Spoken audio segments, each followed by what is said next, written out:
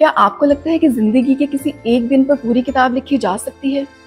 आसान नहीं, लेकिन अगर आपने अपनी ज़िंदगी में लातादाद सफ़र किए हों, ढेरों तजुर्बात से गुजरे हों, बहुत मुताला किया हो, मोहब्बतें, जुदाइयाँ भुगती हों, फाइन आर्ट्स का ज़ौक़ पाला हो, तो तब आप इस काबिल हो जाते हैं कि किसी शहर में गुजरे एक दिन पर पूरी किताब लिख सकें।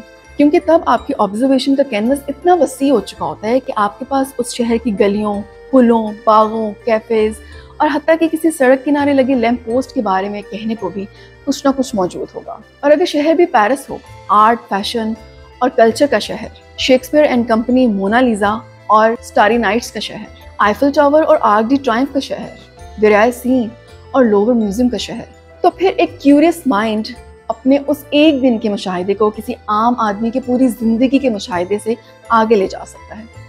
और अगर वो शख्स लिखने के हुनर से भी वाकिफ हो, तो फिर जो खूबसूरत तहरीर वजूद में आती है वो आपके सामने है। पेरिस में एक दिन। एक दिन पर पूरी किताब लिखी जा सकती है। I am convinced.